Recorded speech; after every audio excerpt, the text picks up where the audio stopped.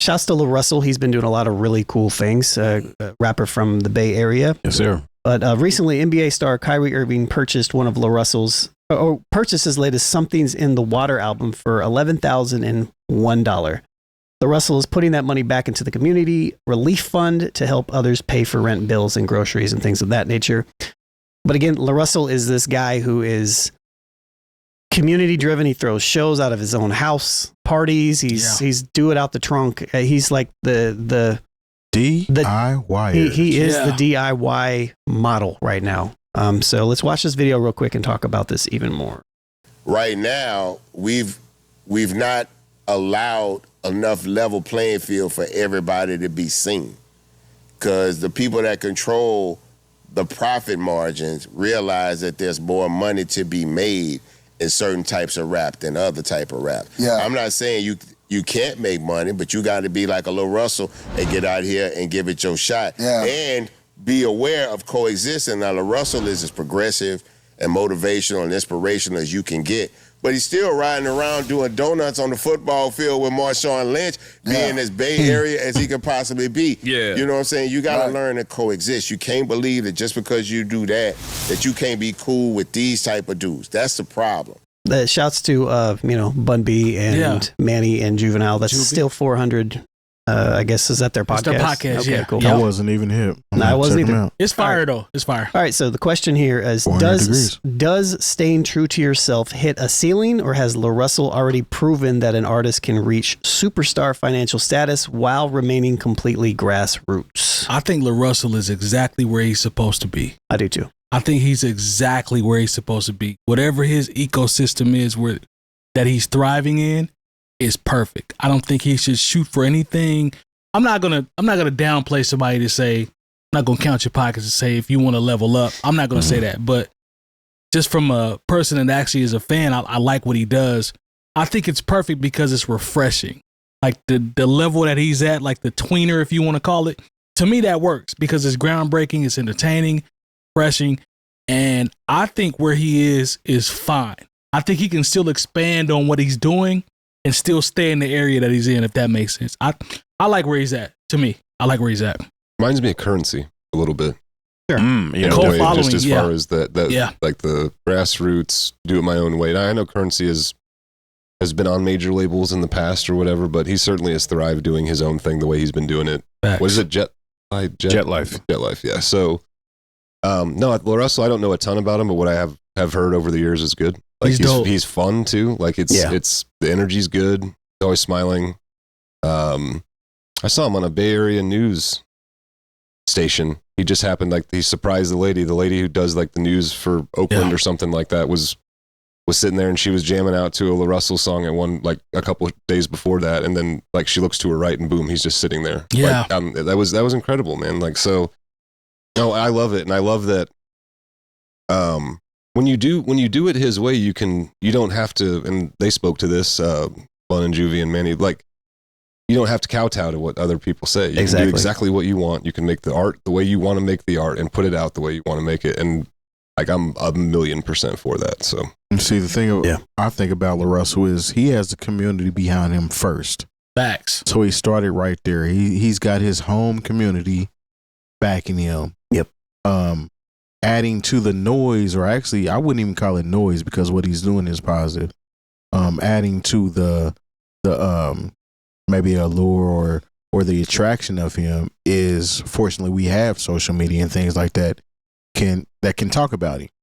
But his one advantage though is he's in California, so you have certain regions that can make it and be very successful without having to make it out of their backyard. Mm-hmm. So he's in one of those places. So that you know what I'm saying, is one of his benefits as well. But staying true to himself, being number one, is going to garner him more success with this situation. It's like he's always been the type that gives back to the community because he started there first. And that's just going to pretty much snowball because now he's being seen on a bigger stage. So I think that is very beneficial for him to continue to remain, you know what I'm saying, true to himself, because it's not going to do nothing but grow his community even bigger than what it is in California. That's real. Yeah. You know, I think there is. I think about a quote. I'm not sure if this was even his, but I just heard him say it first. David Banner, when he was talking about the independent grind and what it is to create and still try to satisfy not only the people, but to satisfy your pockets, if you will. Mm-hmm. He said, if I have you, I don't need them. Yep. And when I say them, I'm talking about I'm pretty sure he was talking about the machine, the industry. Mm-hmm. There are certain artists who have been able to maintain themselves without they were never on award shows. They've never been, had that spotlight on them. There's no, Sprite commercial or whatever. But because they have the people, I think of this and some of you will know who I'm talking about, maybe not. There's an artist named Gerald Levert. Classic. Of course. Who's that? Gerald Levert never had anything that had even the faintest ability to cross over when he was alive. Shout out to him. I was lucky I got to interview him once. Good his dad. Yeah. Eddie Levert? Was that his dad? Yeah. Eddie Levert is Good father. call. Yeah, but Gerald Levert is one of those people, like, if you know his music, like, you rock to it, and his shows would be packed, and he got an incredible response whenever he showed up somewhere, but quote unquote the mainstream never knew any of his music. He didn't receive a Grammy until after he died. And I feel like that is the perfect example of, like, he didn't need them because he had us. Yeah.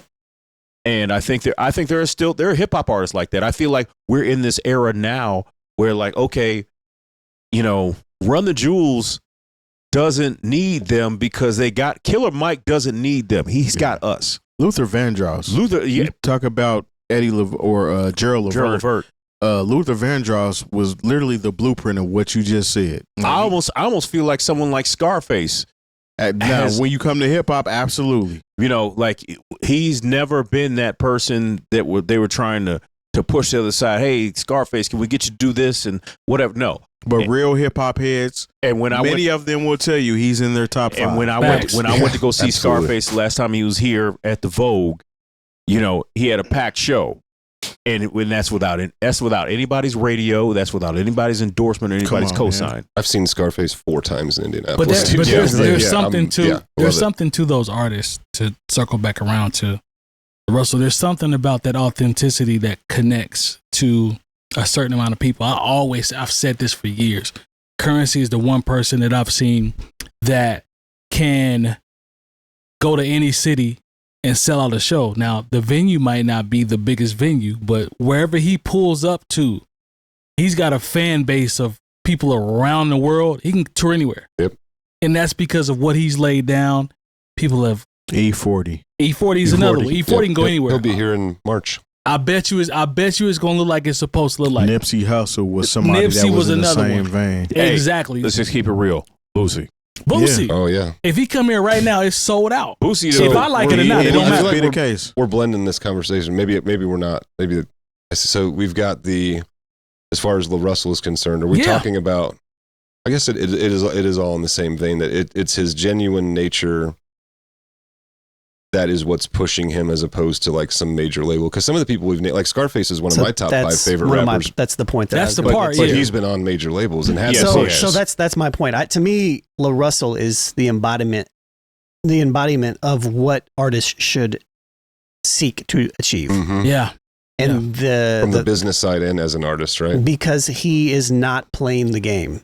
He is in full control of everything that he's doing. He's not playing the major label game. Yeah. He's not a successful major label artist that has to sign a deal or I've read Scarface's book. Like, he played the major label game. He hated it. It wasn't for him. Yeah, and that's what I mean. But, like, LaRussell is literally in control of everything he's done. He's also co-founder of Even.biz, which is, like, a music streaming platform that he's putting together that is, like, more equitable for artists. Like, he's doing the things, like, he is the model. Like, you can look at Drake and you can look at these people in Future and all these people that played the game and they're viewed as successful. Yeah. That's not what most artists should, that's not what you should be chasing. You should be chasing what LaRussell is doing. Right. Building a community. Yeah. Doing it your own way.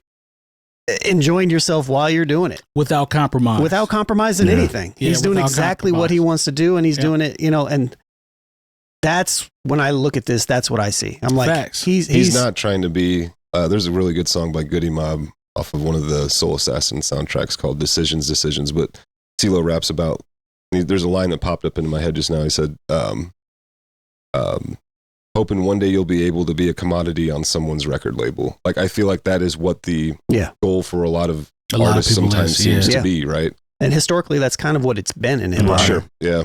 But I completely agree. Like, I think I think of think of Tech Nine. Mm-hmm. That's another one. I think of it. I know Devin's been on major labels, but like I think of Devin like that. Like Devin can go a lot of places and sell out. When you think about Tech Nine, he's not somebody we talk about on a regular basis. No, that's true. But he doesn't need us to talk about him. He does because he that's really popular now. He has us. Yes, exactly. He doesn't need them. Exactly. What's the one dude?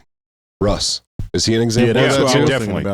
To a degree, yeah. He's got his own distribution deal, but he's another one. I mean, if you take out the section of, if you take out the section or the era of Atlantic, it's Little Brother. To me, I mean, because I don't think they've been pushed outside of the Atlantic push. But I guess what I'm saying to a degree, but the thing that separates LaRussell, in my opinion, is the fact that he is intentionally building community. Mm-hmm. That's fair. And that is something that a lot of artists aren't doing. That's right. And that's how it's done. It's literally what I tell. I had 6 new students today that I was talking to, and that's a lot of what we talk about. Everybody's got these blinders on as a young, musician coming into it. Like, I need to chase streaming, or I need to look at it this way. And I'm like, look at it from this point of view. Look at it this way. Streaming should be serving you. It shouldn't be the other way around. That's fair. And it's a uphill battle to compete. But again, I can't say enough about LaRussell. I think what he's doing is great. I do too, man. I enjoy the space that he's in. I hope he continues to evolve, that space and continue to expand, because I think he's dope. I love everything about it. Cool. Yeah, I'm with it.